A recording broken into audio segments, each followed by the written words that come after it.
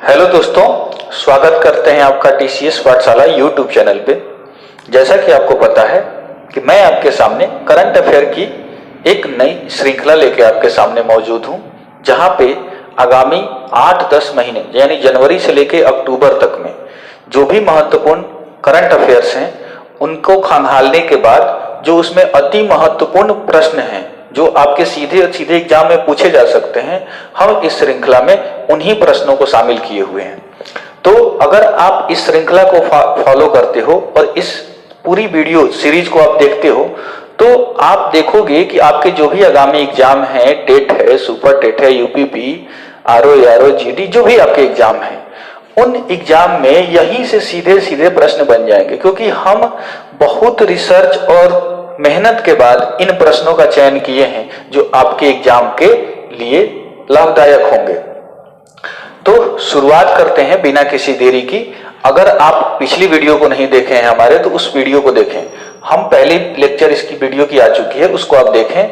और मैं आपसे बार बार ये निवेदन करूंगा कि जिस तरीके से मैंने आपके लिए नोट्स बनाए हैं उस तरीके से आप अपने लिए खुद का एक नोट्स तैयार करेंगे पीडीएफ, और इन सारे प्रश्नों को लिखते जाएंगे ताकि एग्जाम के समय आप तेजी से रिवाइज करेंगे। हालांकि इसके अलावा हम इन सारे प्रश्नों की पीडीएफ अपने टेलीग्राम ग्रुप टीसीएस पाठशाला पे उपलब्ध करा देंगे आपके लिए, लेकिन मैं आपसे यही कहूंगा कि खुद से लिखिए, क्योंकि लिखने से चीजें याद होती हैं और करंट अफेयर को एक सब्जेक्ट की तरह लेना चालू करिए। तो चले शुरुआत करते हैं और देखते हैं हमारा जो सबसे पहला प्रश्न है इस आज के सेशन का। जो हमारा सबसे पहला जो प्रश्न है उनको देखते हैं हम। तो जो हमारा सबसे पहला प्रश्न है, आइए सबसे पहले निगाह उस पे डालेंगे।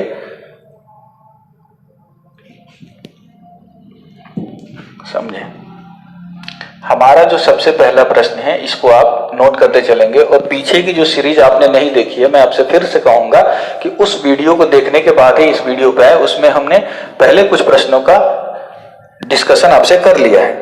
तो देखें, सबसे जो पहला हमारा प्रश्न है यहाँ पे कि अटलांटिक महासागर को पार करने वाली दुनिया की पहली, समझे इस बात को, दुनिया की पहली मानव रहित पोत का नाम क्या है? तो देखें, मैं आपसे बोला कि दुनिया में अगर दुनिया या भारत में कुछ भी ऐसा नया हो रहा है जो बहुत महत्वपूर्ण प्रकृति का है, तो वो आपके एग्जाम के लिए महत्वपूर्ण हो जाता है। मैंने जैसा कि कल भी आपसे डिस्कशन किया था कि भारत में जो भी पहली बार महत्वपूर्ण घटनाएं घटी थी उसका मैंने जिक्र किया था। ये समझे 8-10 महीने के जो महत्वपूर्ण प्रश्न हैं उनमें से जो अति महत्वपूर्ण है उन्हीं को हमने शामिल किया है। तो आप इस वीडियो को देखें, एक एक प्रश्न आपके लिए क्या होगा, इसमें एग्जाम ओरिएंटेड होगा। तो अटलांटिक महासागर को पार करने वाली दुनिया की पहली मानव रहित पोत, मानव रहित यानी जिसमें मानव नहीं होगा, बिना मानव के चलाई जाएगी, उसका नाम पूछ रहा है। तो उसका नाम मेफ्लावर 400 है। जैसा कि आप इस पिक्चर में भी इसको आप देख सकते हो, इस पोत को देखें, मेफ्लावर 400। देखें, ये जो विमान है ये जो है दुनिया की पहली अटलांटिक महासागर को पार करने वाली विमान रहित पोत बन गई है। आप इसका पिक्चर देख लें, इसका नाम देखें, मेफ्लावर 400। यही वो विमान है जो दुनिया की पहली मानव रहित पोत है, यानी इसको आर्टिफिशियल इंटेलिजेंस के द्वारा डेवलप किया गया है, यानी खुद से ये संचालित होगी जैसे रोबोट चलते हैं। अब आपसे अगर ये प्रश्न बने कि इसको किसने निर्मित किया है, तो प्रोमोवेयर और आईबीएम कंपनी है, दोनों ने मिलकर इस मेफ्लावर 400 जो कि मानव रहित पोत है, अटलांटिक महासागर को पार की है, निर्मित किया है। ये कैसे चलेगी? तो सोलर पावर से ये पोत चलने वाली है। समझे इस बात को आप? तो आगे हम बात करें, इसमें आर्टिफिशियल इंटेलिजेंस अगर खुद से चल रही है तो वो कैसे होगा? आर्टिफिशियल इंटेलिजेंस, आर्टिफिशियल का क्रेज धीरे धीरे बढ़ता जा रहा है और ये एक बहुत महत्वपूर्ण उपलब्धि है हमारे लिए, बहुत ही महत्वपूर्ण उपलब्धि है हमारे लिए। अब आगे देखते हैं, पूछा है, देखें, अटलांटिक महासागर में इसको चलाया गया था। तो अटलांटिक महासागर से संबंधित कुछ तथ्य जो आपको जानने चाहिए, आप एक बात आपसे फिर मैं निवेदन करूंगा कि देखें, करंट अफेयर के साथ जीके और अपने ज्ञान को समृद्ध करना चाहते हैं तो अपने लिए सबसे पहले एक एटलस की किताब खरीद ले, यानी मैप की एक किताब आती है जो आप ऑक्सफोर्ड स्टूडेंट कोई भी एटलस की किताब अपने सामने रखें, एक मैप रखें, जिससे आप कुछ भी घटित हो रहा है तो उसको मैप पे देखने की आदत डालें। देखें आपका ज्ञान और जीके का ज्ञान धीरे धीरे बढ़ता जाएगा, जो कि आपकी डायरेक्ट एग्जाम में सहायता करेगा। तो आपको अपने मैप में एक अटलांटिक महासागर को देखना है, उसके पश्चिम में देखेंगे आप अटलांटिक महासागर के, तो देखें अमेरिका महाद्वीप है और अमेरिका में देखोगे, जैसे कि अमेरिका महाद्वीप की बात करूं, जैसे कि ये मान लो नॉर्थ अमेरिका है और इसके नीचे होता है साउथ अमेरिका, यहीं पे कोई साउथ अमेरिका दोनों है, और इधर देखोगे इधर यूरोप है और यहाँ पे अफ्रीका है, और इन्हीं के बीच में क्या है, अटलांटिक महासागर है। तो अटलांटिक महासागर की स्थिति आप देखोगे, आप सभी को देखना है अटलांटिक महासागर को। तो उत्तर में इसके क्या है, तो उत्तर में आपको ग्रीनलैंड, हडसन की खाड़ी, लेब्राडोर सी और बाल्टिक सागर, ये सभी जो बिंदु आपसे अभी दिखा रहा हूं इनको आप मैप पे लोकेट करते रहेंगे और देखेंगे। दक्षिण में देखेंगे अंटार्कटिक महाद्वीप है, दक्षिण वाले भाग में क्या है, सबसे दक्षिणतम में अंटार्कटिक महाद्वीप है, और ओजोर्स पाइको द्वीप तथा केप बर्दे द्वीप कहाँ है, तो ये भी अटलांटिक महासागर में है। इन दोनों की स्थिति आप अपने मैप पे लोकेट करेंगे, जो आपके एग्जाम के दृष्टिकोण से महत्वपूर्ण हो सकते हैं। तो समझे दोस्तों, सबसे पहला जो हमारा प्रश्न था, अटलांटिक महासागर को पार करने वाली दुनिया की पहली मानव रहित पोत का नाम, तो मे फ्लावर 400, इसको याद रखोगे। ठीक है, चलिए बढ़ते हैं अपने अगले प्रश्न की तरफ। तो जो हमारा अगला प्रश्न है, देखिए अगला प्रश्न, भारत का पहला ट्रांसजेंडर कम्युनिटी डेस्क कहां स्थापित किया गया है। देखिए मैंने इस क्वेश्चन को क्यों उठाया, जैसे कि मैंने बताया पर्यावरण आ जाए सेंसिटिव मुद्दा है, कोई भी वीकर सेक्शन की बात हो सेंसिटिव मुद्दा है, महिलाओं की बात हो सेंसिटिव मुद्दा है। देखिए इसमें ट्रांसजेंडर की बात हो रही है, और ट्रांसजेंडर भारत में जैसा कहा गया कि भारत का पहला ट्रांसजेंडर कम्युनिटी डेस्क कहां स्थापित किया गया है, तो वो कौन सा राज्य है, तेलंगाना में। इसमें क्या होगा कि एक पुलिस स्टेशन में ट्रांसजेंडर समुदाय के लिए एक अलग से हेल्प डेस्क का निर्माण किया गया है। उद्देश्य क्या है इसको बनाने का कि ट्रांसजेंडर समुदाय की बीच की जो समुदाय के लिए जो शिकायत निवारण, यानी ट्रांसजेंडर पे होने वाले कोई भी जैसे अत्याचार होते हैं, चाहे उनको कोई परेशानी होती है, तो वो डायरेक्ट यहाँ पे अपनी शिकायत दर्ज करा सके। इसके प्रबंधन कौन करेगा, तो इसके प्रबंधन में आपको मैं बता दूं कि एक पुलिस अधिकारी होगा और इसके साथ साथ एक ट्रांसजेंडर व्यक्ति होगा।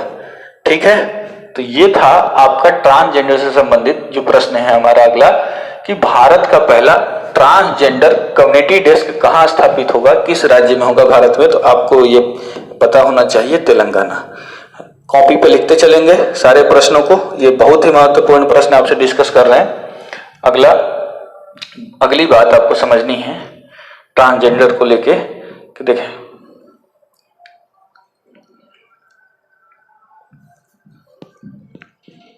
अगली बात जो आपको समझनी है, देखें 2014 में सुप्रीम कोर्ट ने तीसरे लिंग के रूप में ट्रांसजेंडर को मान्यता दी। अभी तक क्या चल रहा था कि आप कहीं फॉर्म भरते होंगे, रेलवे का चाहे कुछ भी फॉर्म आप देखें, जब जाते होंगे तो आपको दो ऑप्शन दिखते होंगे, मेल और फीमेल। लेकिन 2014 में सुप्रीम कोर्ट ने एक तीसरे लिंग के रूप में, यानी जेंडर के रूप में ट्रांसजेंडर को मान्यता दे दी कि अब 3 कॉलम रहेंगे, एक मेल, एक फीमेल और एक ट्रांसजेंडर। ट्रांसजेंडर ना तो स्त्री होते हैं और ना ही पुरुष लिंग के अंतर्गत आते हैं। तो ट्रांसजेंडर क्या है ये एक अलग मसला है, साइंस का टॉपिक है। अगर आपको इस टॉपिक पे वीडियो चाहिए तो आप बताएंगे, हम ट्रांसजेंडर के बारे में डिटेल से आपको मैं डिस्कशन कर दूंगा कि ट्रांसजेंडर कैसे होते हैं, क्या होता है। सुप्रीम कोर्ट की एक टिप्पणी है कि ट्रांसजेंडर की मान्यता एक सामाजिक या चिकित्सा का मुद्दा नहीं, बल्कि यह मानवाधिकार का मुद्दा है। समझिए, ट्रांसजेंडर को हमारे समाज में हे दृष्टि से देखा जाता है, और जैसे कि आपने सुना होगा ना, इनको हिजड़ा भी कहते हैं। तो एक अलग ही इनकी छवि बनी है समाज में। समाज को लेकर इनका समाज जो है इनको लेके इनको देख के सही नहीं मानता और इनको बहुत सारा कमेंट पास किए जाते हैं, प्रताड़ना दी जाती है ट्रांसजेंडर को। तो ट्रांसजेंडर से संबंधित ये जो क्वेश्चन है आप याद रखोगे। तो ये प्रश्न है आपके सामने जो आप लिख लोगे कि भारत का पहला ट्रांसजेंडर कम्युनिटी डेस्क कहाँ स्थापित किया गया है? तो तेलंगाना में। चलिए बढ़ते हैं अगले प्रश्न की तरफ। जो हमारा अगला प्रश्न है, देखें इसको आप नोट कर लेंगे, ये नंबरिंग मेरे से गलत हो गई है नोट्स बनाते टाइम। भारत का सबसे बड़ा सोलर पार्क कहाँ स्थापित किया गया? फिर से देखें, भारत में अगर कुछ बड़ा हुआ तो आपके लिए महत्वपूर्ण हो जाता है। तो कच्छ और गुजरात में। ये कहाँ है? भारत का सबसे बड़ा सोलर पार्क कहाँ स्थापित होगा? तो कच्छ गुजरात में। आपसे ये पूछे कि भारत का सबसे बड़ा तैरता हुआ सोलर पार्क किस राज्य में स्थापित होगा? तो तेलंगाना। याद रखेंगे, भारत का सबसे बड़ा तैरता हुआ सोलर पार्क किस राज्य में स्थापित होगा? तो तेलंगाना। भारत का सबसे बड़ा सोलर पार्क कहाँ स्थापित होगा? तो कच्छ गुजरात। देखिए तैरता हुआ क्यों बना रहे हैं, जिससे बहुत सारी दिक्कत होती है। जैसे कि हम अगर सोलर पार्क स्थापित कर रहे हैं लैंड पे, तो लैंड पे स्थापित करने के बाद एक तो जमीन महंगी होती है, हमें बिजली का उत्पादन करना है। पानी में अगर सोलर प्लांट लगाएंगे तो क्या होगा, हमारी जमीन की बचत होगी, वहां पे हम कोई अन्य कार्यों को कर सकते हैं। इसलिए अब हम पानी में सोलर प्लांट स्थापित कर रहे हैं। तो वो कहां होगा? तेलंगाना में। तैरता हुआ कहां होगा? तेलंगाना में। और ऐसे लैंड पे कहां है? तो कच्छ गुजरात में है। और आपसे पूछे कि विश्व का सबसे बड़ा तैरता हुआ सोलर पार्क कहां है? तो सिंगापुर। विश्व का पूछे तो सिंगापुर, तैरता हुआ पूछे भारत में तो तेलंगाना, और लैंड पे कहां है? तो गुजरात में। ठीक, चलिए अगर आप इस बात को समझ गए तो बढ़ते हैं अपने अगले प्रश्न की तरफ। अगला जो हमारा प्रश्न है,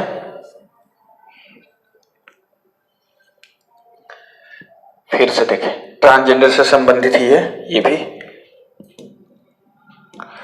भारत की पहली ट्रांसजेंडर विधायक कौन बनी है? तो इनका नाम याद रखेंगे, शबनम मौसी। भारत की पहली ट्रांसजेंडर विधायक कौन है? शबनम मौसी। और सुहागपुर मध्य प्रदेश। ये कहां से बिलोंग करती हैं? सुहागपुर मध्य प्रदेश से। तो भारत में ये पहली बार घटना घटी है कि कोई ट्रांसजेंडर विधायक बन गया। तो ये आपके एग्जाम के लिए महत्वपूर्ण हो जाता है।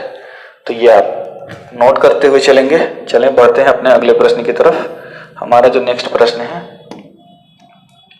देखें उत्तर प्रदेश का आप एग्जाम देने जा रहे हो, टेट देने जा रहे हो, सुपर टेट देने जा रहे हो, कोई भी एग्जाम देने जा रहे हो, देखिए ये आपके लिए महत्वपूर्ण हो जाता है। पेपरलेस बजट यानी डिजिटल बजट पेश करने वाला देश का पहला राज्य कौन सा है?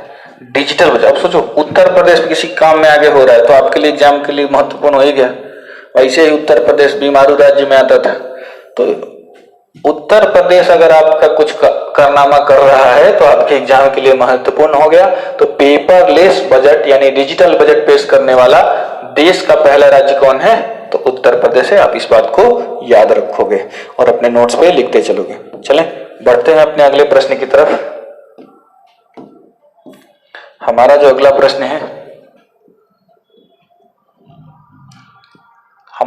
प्रश्न है, पूछा है इसमें कि विश्व का सबसे बड़ा स्टेडियम कौन बन गया है? तो इस बात को आप जानते रहेंगे। विश्व का सबसे बड़ा स्टेडियम नरेंद्र मोदी स्टेडियम। इसके पहले नाम मोटेरा स्टेडियम के नाम से जाना जाता है था। तो देखो इसको सबसे पहले मोटेरा स्टेडियम, और कई लोग इसको सरदार वल्लभ भाई पटेल स्टेडियम, इस पे विवाद भी है। क्लियरिफिकेशन दे रही थी सरकार की नहीं, इसका मोटेरा स्टेडियम नाम था, क्योंकि अब सरदार पटेल का नाम हटा के नरेंद्र मोदी अपना नाम जोड़ दिया जाए तो थोड़ा दिक्कत वाली बात हो जाती है। तो आप इस बात को याद रखेंगे, पहले इसका नाम मोटेरा स्टेडियम या सरदार पटेल। अगर आपसे पूछे कि सबसे इससे पहले इसका क्या नाम था, तो मोटेरा स्टेडियम या सरदार पटेल स्टेडियम विकल्प में रहता है, तो उसका आप चयन करेंगे। हाँ, तो लेकिन इसमें देखो बस बड़ा का मतलब क्या है कि इसमें ज्यादा से ज्यादा लोगों को बैठाया जा सकता है। तो नरेंद्र मोदी स्टेडियम, ये महत्वपूर्ण प्रश्न है आपके एग्जाम के ध्यान में रखते हुए। चलें बढ़ते हैं अपने अगले प्रश्न की तरफ। नेक्स्ट जो हमारा प्रश्न है, देखें अगला जो हमारा प्रश्न है,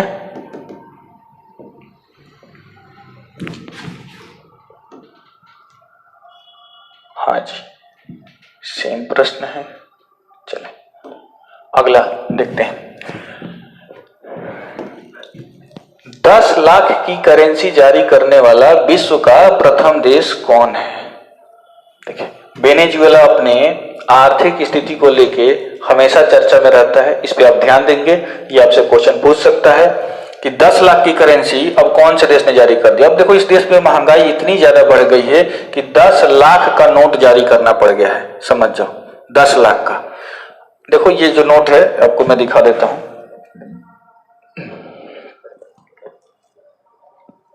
ये देखो, ये वेनेजुएला की सरकार ने लॉन्च किया। तो देखो इस पे लिखा है यहाँ पे $1 मिलियन, अरे डॉलर नहीं,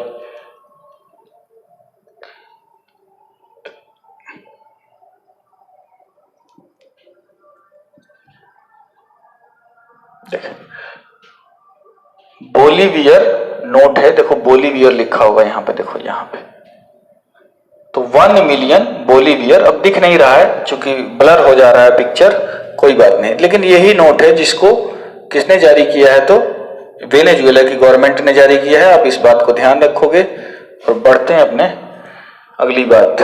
देखो, तो ये जो वेनेजुएला है 10 लाख का नोट जारी किया है, क्यों जारी किया है, तो महंगाई इतनी ज्यादा हो गई है वहां पे कि अब लोग थैले में भर के पैसा ले जाएं और 1 केजी टमाटर लेके आए तो अच्छा नहीं लगेगा। हाँ, इस बात को समझो। आपके दिमाग में भी ये प्रश्न आ गया कि यार 10 लाख का नोट है तो बहुत बड़ी कीमत होगी। देखो, कीमत इसकी नहीं है उतनी, समझिए। आपके दिमाग में भी होता है कि सरकार के पास जब मशीन ही रखा है नोट छापने का, तो ऐसा क्यों नहीं करते कि यार पैसा छापे और पूरे भारत में बांट दे, सब लोग अमीर हो जाए और खरीद लें सामान। तो आपको पता होगा कि रुपया जो है भारत की करेंसी है, इससे आप बाहरी यानी किसी और देश में जाके सामान नहीं खरीद सकते, बात पहली। दूसरी बात ये कि आप जैसे ही मशीन से पैसा छाप के आप मार्केट में डालोगे तो सबके पास पैसा आ जाएगा, और वस्तुओं का उत्पादन सीमित है तो वस्तुओं की कीमत भी क्या हो जाएगी, बढ़ जाएगी। क्योंकि अगर मान लो टमाटर का चाहे किसी मोबाइल का उत्पादन तो उतना ही है, वस्तु सीमित है, और सब पैसा लेके मोबाइल खरीदने पहुंच जाएंगे तो मोबाइल की कीमत क्या हो जाएगी, बढ़ जाएगी। जो मोबाइल 10,000 के मिल रही थी वो 1 करोड़ के मिलने लगेगी, तो उस पैसे की कोई वैल्यू नहीं रह जाती। समझ गए आप? चलो, ये इकोनॉमी का टॉपिक है।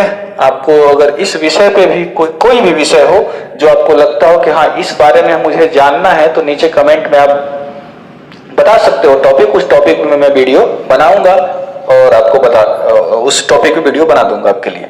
चले देखते हैं इसको। तो इसमें क्या है, देखो वेनेजुएला में महंगाई बढ़ गई है।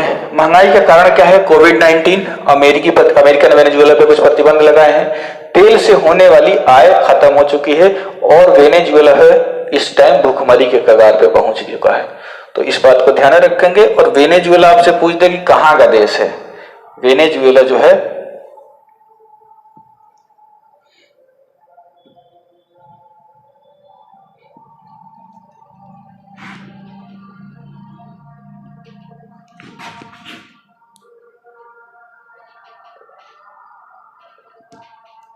देखें, वेनेजुएला जो है दक्षिणी अमेरिका का देश है। देखो 2 अमेरिका है ना, अमेरिका का मतलब यूएसए नहीं होता।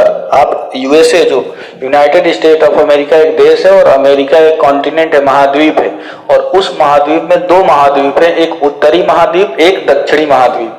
तो एक को उत्तरी अमेरिका और एक को दक्षिणी अमेरिका। वेनेजुएला जो है दक्षिणी अमेरिका में है। और फिर से मैं कहूंगा कि आप एक एटलस की किताब खरीदिए, मैथ की एक किताब खरीदिए, और उन सब में जैसे मैं करंट अफेयर पढ़ाऊं, जो चाहे कोई देश चर्चा में है तो करंट साथ ही साथ तुरंत आप उसको देखते हुए चलेंगे। दक्षिणी अमेरिका में आप देखोगे कुल 13 देश हैं।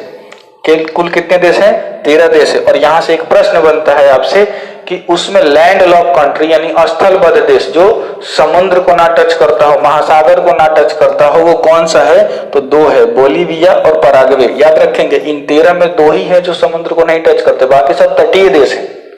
बोलीविया की राजधानी लापाज है और पराग्वे की राजधानी असुनसियोन है। वेनेजुएला की राजधानी की बात करें तो इसकी राजधानी कराकस है। और विश्व का सबसे ऊंचा झरना एंजल जलप्रपात आपने सुना होगा, तो ये कैरो नदी के ऊपर है जो ओरिनिको की सहायक नदी है। तो ओरिनिको दक्षिणी अमेरिका की एक महत्वपूर्ण नदी है। तो ये आपसे डायरेक्ट प्रश्न बनता है। और ये जो एंजल जलप्रपात है ग्युयाना के पठार पर स्थित है, ये भी आपसे प्रश्न पूछा है। ठीक, तो आप इन सारे तथ्यों को समझते हुए चलेंगे और समझें। दक्षिणी अमेरिका को आप आज देखें। एक चीज और, जिसको जीके तैयार करना हो, अपना स्ट्रांग करना हो जीएस का विषय करंट अफेयर के साथ साथ, तो मैं एक किताब सजेस्ट करूंगा आपके लिए, वो अपने साथ रखोगे। 2 किताब मैं सजेस्ट करूंगा जिसको आपको जीके अगर स्ट्रांग करना है तो। एक लूसेंट महत्वपूर्ण किताब है, आप अपने साथ रखिए, मैं बता दूंगा कि किस पेज पे जाके किस टॉपिक को यहाँ पे देखना है। दूसरा, एक मैप की किताब रखेंगे जहां पे आप देश को लोकेट करेंगे। ठीक है, चले।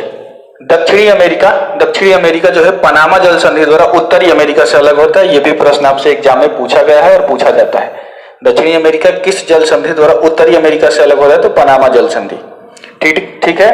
और यहाँ दक्षिणी अमेरिका की एक और तथ्य आप जान लें कि टिटिकाका झील, जहां से प्रश्न पूछता है टिटिकाका झील से,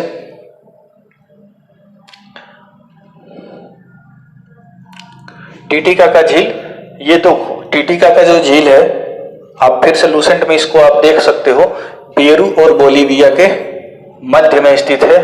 और ये जो है विश्व की सबसे बड़ी नौकायान झील है। ये विश्व की सबसे ऊंचाई पर स्थित, विश्व की सबसे बड़ी ऊंचाई पर स्थित नौकायान झील कौन सी है? तो टिटिकाका झील है। ये भी दक्षिणी अमेरिका में पड़ती है। ठीक है, तो आपसे ये इससे संबंधित, वेनेजुएला चूंकि चर्चा में था तो दक्षिणी अमेरिका भी चर्चा में है, तो वहां से आपसे जीके से भी प्रश्न बना सकता है एग्जामिनर। इसलिए मैंने कुछ महत्वपूर्ण तथ्यों को आपके सामने रखा और जो मैंने बताया उसको आप फॉलो करो। एक लूसेंट की किताब प्लस एक एटलस की किताब। अगर मेरे वीडियो का चाहते हो कि तुम्हारा जीके स्ट्रांग हो विद करंट अफेयर, तो ये काम करो। अगला प्रश्न, अगले प्रश्न की तरफ हम देखते हैं। अगला प्रश्न हमारा जो है,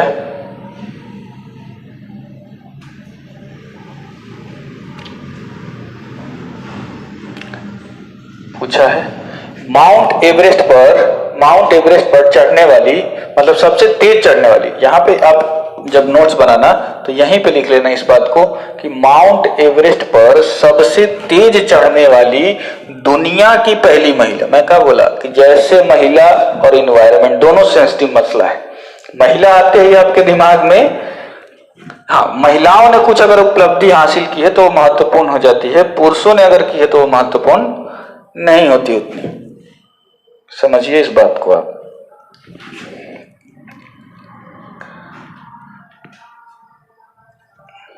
हाँ, महत्वपूर्ण होती है लेकिन आपके एग्जाम के लिए महत्वपूर्ण नहीं होती, मैं ये कहना चाहता हूं। ऐसा ना सोचे कि पुरुष कुछ कर रहे हैं और उनकी उपलब्धि है ही नहीं।